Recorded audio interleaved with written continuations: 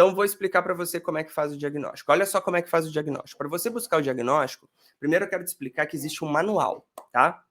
Então, não é o manual do TikTok, é um manual. E nesse manual, que se chama DSM-5, que é um manual de diagnósticos de transtornos psiquiátricos, é um manual global, tá? É um manual que é basicamente um levantamento feito em todo o mundo, em todo o planeta, que vai fazendo pesquisas sobre quais são as características de um determinado transtorno e se elas aparecem em todos os lugares do planeta, tá? Para poder falar, então isso aqui, o transtorno é desse jeito. Então, vários pesquisadores de diversas partes do mundo vão lá e fazem esse grande levantamento para poder descrever como é. E aí o manual, o DSM-5, que é essa ferramenta, ela é elaborada pela Associação Americana de Psiquiatria, ela estabelece que para você ter o transtorno de déficit de atenção e hiperatividade, você precisa ter 3 tipos de componentes: desatenção, hiperatividade e impulsividade. Desatenção, hiperatividade e impulsividade, eles estão no mesmo bloco, mas é bom diferenciar porque muitas coisas do que acontece na desatenção e na hiperatividade são frutos da impulsividade, tá? E aí você precisa preencher, você é adulto, tá? Você é adulto, então agora aqui, ó, é para você adulto, não é para criança. Essa referência de diagnóstico que eu vou dar não é para criança, é para adulto. Você precisa preencher numa lista de 18 itens, tem uma lista nesse manual, 18 itens. Você precisa ter, são 9 itens de desatenção e 9 itens de hiperatividade e impulsividade. Você precisa ter 5 de desatenção e 5 de hiperatividade. Por que eu tô falando isso? Porque recentemente veio um paciente que falou que não tinha TDAH, mas estava com sérias dificuldades, mas a psiquiatra que ele tinha ido falou: você não bateu 7. É porque para criança é outro tipo de avaliação. Mas para adulto, 5 já basta. Então você precisa ter 5 de desatenção, 5 de hiperatividade e impulsividade. E tem coisas como, por exemplo, não consegue prestar atenção a detalhes e comete erros descuidados, tem dificuldade de manter a atenção em tarefas, atividades, em coisas relacionadas ao trabalho, não presta atenção quando alguém chama, não consegue prestar atenção quando alguém está falando com ela, tem dificuldade de organizar tarefas e atividades, não consegue organizar, eu tenho que fazer isso, e depois isso, e depois isso, depois isso. Evita se envolver em tarefas que envolvem um esforço mental durante muito tempo. Por exemplo, a aula de matemática, para mim, era um sofrimento. Era um sofrimento, eu não conseguia prestar atenção, ficar lá conectado com aquilo. Então, eu evitava. Matemática foi o caos na minha vida. Matemática e química. Eu gostava mais de física, achava mais estimulante. Frequentemente perde objetos, ou então coisas que estavam na mão, que precisava fazer. Se distrai facilmente e é esquecido nas atividades diárias. Então, eu falei 9 itens. Desses, você precisaria ter pelo menos 5.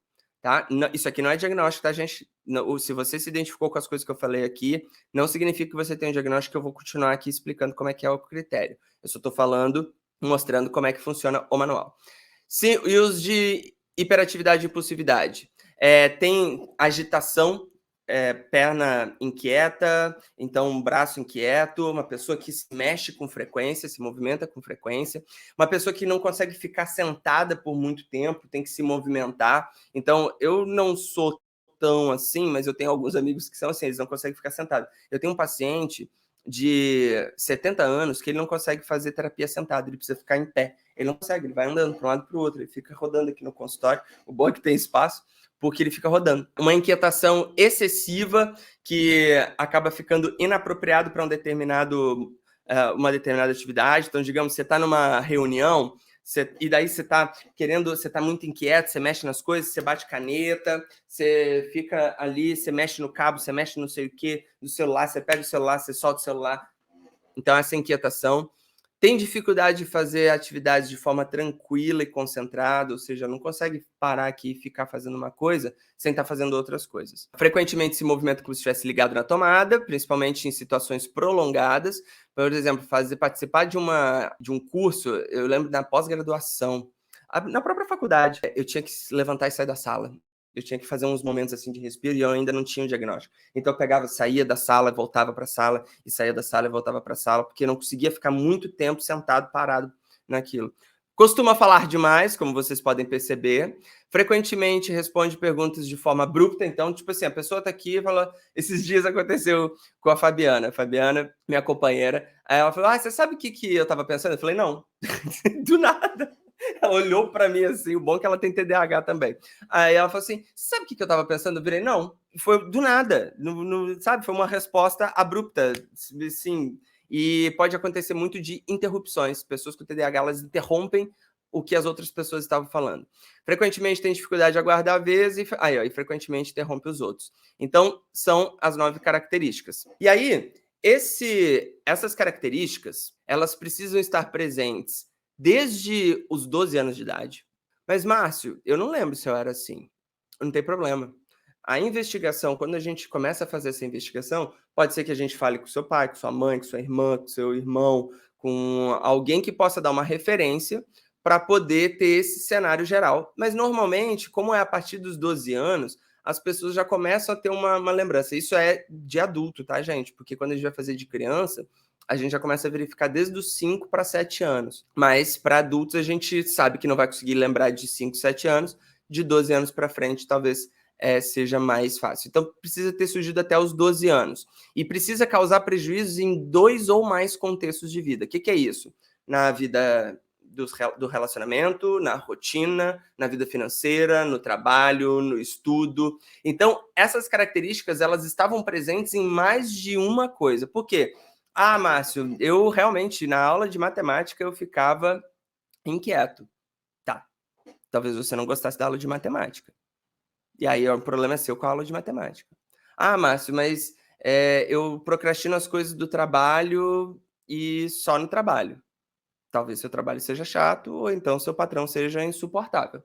Então, talvez não seja TDAH. Porque se é só no trabalho, ou então se é só em matemática, talvez não seja TDAH. Então, é importante que esteja em 2 ou mais contextos de vida e a gente precisa fazer um diagnóstico diferencial para ver se não é um transtorno de espectro autista, se não é transtorno de ansiedade generalizada, que também pode causar prejuízos semelhantes aos sintomas do TDAH, também o transtorno de humor depressivo, que também pode despertar alguns comportamentos, algumas características semelhantes ao TDAH. E aí, quando a gente faz isso, a gente algumas vezes utiliza esse material aqui, ó. Esse material, que é a escala de auto-observação. Eu esqueci aqui, é a autorreferência. E aí, o que acontece?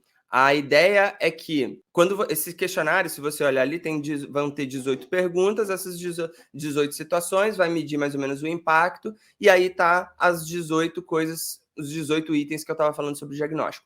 Essa é uma escala utilizada dentro da avaliação clínica. O que é avaliação clínica? Para poder fazer o diagnóstico, você vai precisar procurar um profissional. Qual profissional eu procuro, Márcio? Fala para mim. Então, qual profissional você precisa procurar? Um psicólogo, um neurologista, um psiquiatra ou um neuropsicólogo, tá? São essas 4 categorias que podem fazer o diagnóstico. Mas eu levei no pediatra, e o pediatra falou que meu filho tem. Ok? Então agora vamos levar no neuropediatra para poder fazer essa avaliação de forma mais coisa. Não estou falando que o pediatra não tenha acertado, não tenha capacidade, mas vamos fazer uma avaliação criteriosa, com respaldo.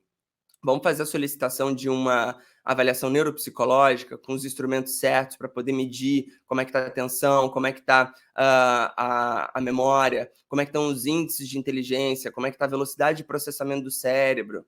Porque é isso que a avaliação neuropsicológica faz. É um ferramental incrível. Ele é um raio-x do seu cérebro, mas não é o raio-x do raio-x mesmo, da radiografia, não.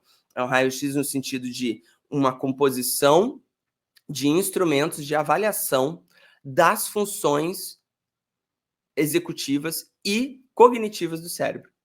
Então, você tem ali uma foto, um retrato de como o seu cérebro funciona. Como está o desempenho do seu cérebro naquilo que ele precisa fazer. Aí também pode ser utilizado o SPECT, que é um exame de imagem, mas na verdade ele vai só complementar algumas ferramentas, algumas informações, mas basicamente o que a gente usa é o ASRS 18, tá? Esse é para adultos, então esse sistema de avaliação que ele é feito na avaliação clínica feita por um psicólogo, ou por um neurologista, ou por um psiquiatra, e a gente também pode buscar a avaliação neuropsicológica, principalmente com indicação de algum desses profissionais, para que você consiga ter essa percepção e ajude a embasar os outros profissionais.